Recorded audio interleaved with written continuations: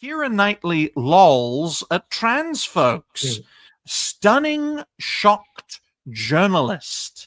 So, Empress, why don't you provide some context for this situation regarding Keira Knightley and why she probably won't be around for too much longer?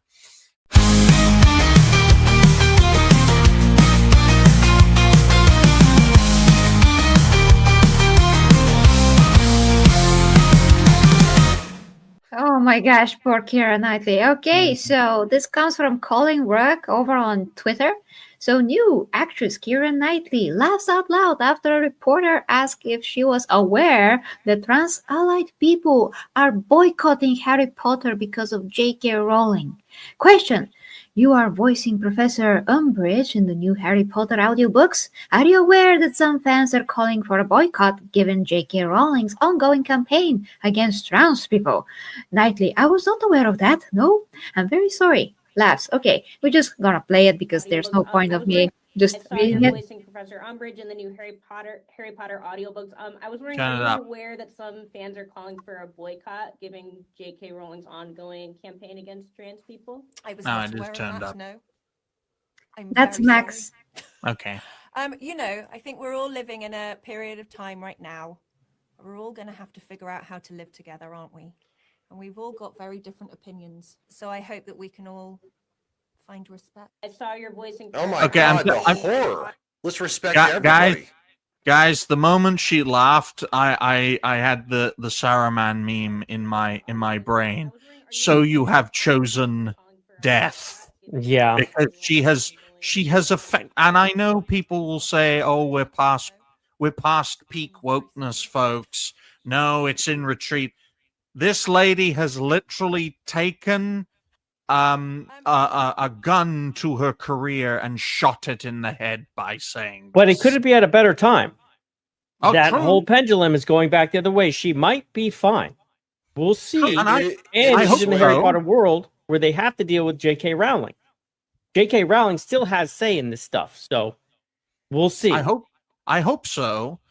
But we've been going through this for the past decade now. Oh, I know. The culture war seems to be never ending. And if you scroll up, Emperor, so we could actually, see, because I know you said it before, but there are particular things about this statement that need to be picked apart. First of all, folks, what the hell is a trans-allied person? Somebody that eats trans asses for no reason? Yeah. Somebody who has nothing else better to do and has no life and probably actually lives with 47 roommates and 82 cats. Look, and I got cats, so I'm not going to knock anybody for cats, but... So a New York commune, yes, which Zoran Madani, or whatever his damn name is going to promote. Madani. Yeah, that. But what a weird way of spelling mentally ill. Trans-allied, ladies and gentlemen.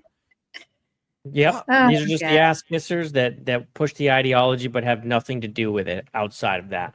Because remember, these are the white cis liberal women almost always that have no actual drive in life, so they go and attach themselves to something unpopular in order to give themselves some kind of meaning in life. Because people generally thrive in adversity. So this is a great thing to attach yourself to, because you're going to get adversity if you're trans allied.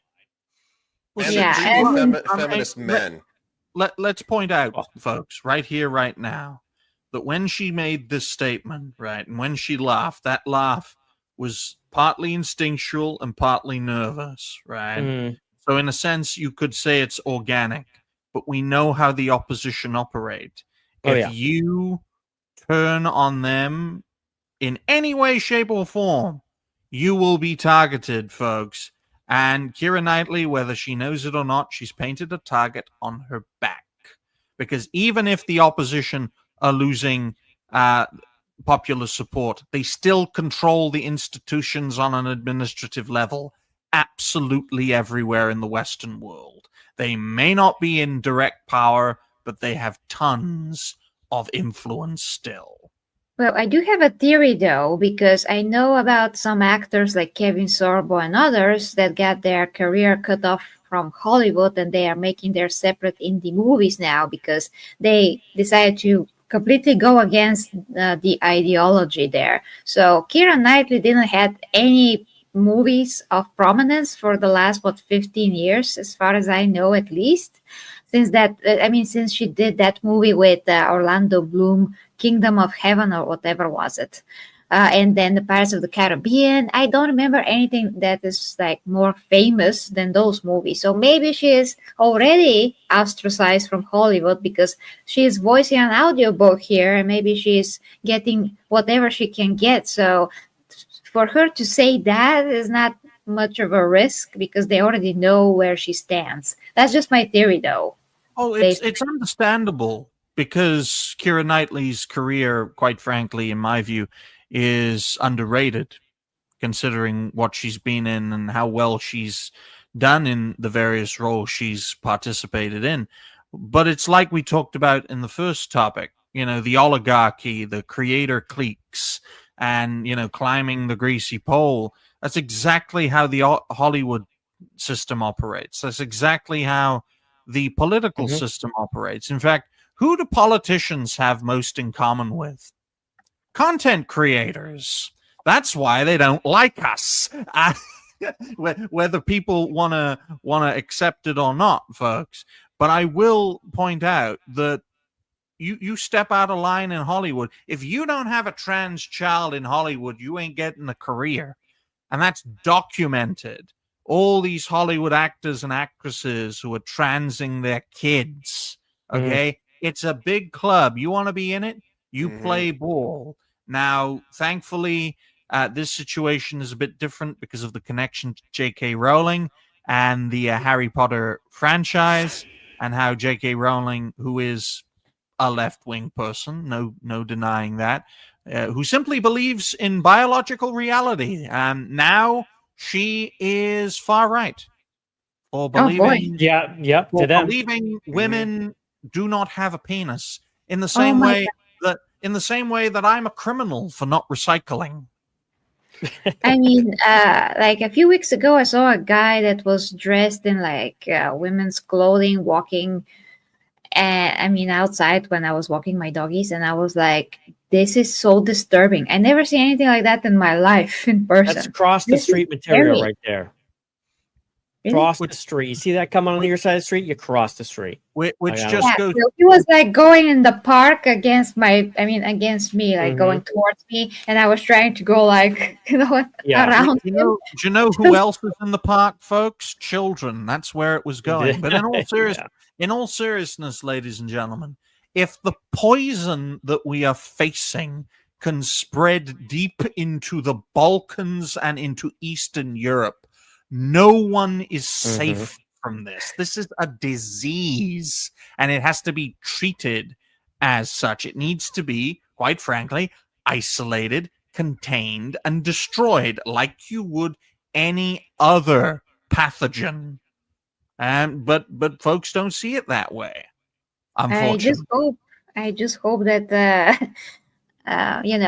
that lovely author here, not Keira Knightley, I just forgot her name, Harry Potter author J.K. Rowling. I really hope that she does not want to turn her characters black, because last time I heard she was like even denying that Hermione, whatever her name was, she never actually described how she looks like. She could be black. I'm like, what are you talking about, JK? That's not true. Because you have to understand that even though the left eat their own, they'll still be loyal to the ideology, and J.K. Rowling is. Which is going to bite her in the ass again and again and again. Why? Because of her own personal experience, right-wingers tried to wipe out her franchise. It's as simple as that. Remember when Harry Potter could summon the devil and all that fucking nonsense? Remember that? Not sure. Are all old enough to remember that. The end of the day, J.K. Rowling, she's one of them. She's 99.9% one of them. She hates our guts. She believes nothing that we do except for this one thing, this one individual thing. And I don't give a crap about Harry Potter. If you like Harry Potter, great. I tried reading a book when I was in high school and I thought it was ass. I saw the very first movie when I was 16 years old, and you know, my parents took my sister, and they're like, "You want to go?" I got off work, and I was like, "Sure, why not?" I thought that was ass, but great. If you love the world, I'm not gonna knock you for it. She doesn't believe what we believe. So at the end of the day, yes, this is one topic. I will be like going good for her because it's common sense, I guess. But I don't give her the praise that some people do. And quite frankly, Keira Knightley, she was laughing out of instinct and nerves because she was like going, it's almost like I didn't know this was going on and I didn't really care. And the fact that she just chuckled briefly, yeah, they're going to nuke her for it. And if there was ever to be another, the final Pirates of the Caribbean movie 6, which I love all the movies. I know they got worse as they went on, but I still liked them. She's probably never going to be in it because, you know, they're never going to bring back Johnny Depp or her now. So Pirates of the Caribbean ended with the 5th movie. Mm-hmm. And people need to understand that we're dealing with a mindset that destroys people from the inside out. Okay? This is what needs to be pointed out because they're willing to play whack-a-mole. We're not, because we're not a collective and they are. Which is another great thing about the network, is that you can form a collective out of individuals, and it's a lot more versatile than a collective ever can be. The difficulty is keeping it all together and stopping it from killing itself, which is why you need a central hub. That's where I come in. But, yeah, I was going to make a comment about, you know, Ryan being like, I read the book and I thought it was ass. It's like breaking news. An American can read. It's true. I can read. It's like, no way. No, imagine a gun-toting American who can read the danger signs. That's terrifying. That really is. Damn. I know. We have guns and we can read. That means that we might actually be able to take over the world. Dangerously. But looking at this situation, I say best of luck to Keira Knightley. I say best of luck to J.K. Rowling. I say best of luck to Black Snape. I say best of luck to the guy now playing Dumbledore, because most guys who play Dumbledore don't live to play Dumbledore. Dude, he's old. Lithgow's old, man. Lithgow is old, but damn, man, not John Lithgow. Let's not do that. I know, but it's like you're just asking for it playing Dumbledore, bro. I know. What about Jared Harris? Huh? Jared Harris would have been a great guy to play Dumbledore because he was the son of Richard Harris, who originally played Dumbledore, who sadly died after the second film. I mean, how old is he now? How old's the kid? Oh, he's got to be in his 50s or 60s. But then he would say, Harry, RBMK reactors don't explode, Harry. Because he was in Chernobyl. He was in the... Yeah, Chernobyl show.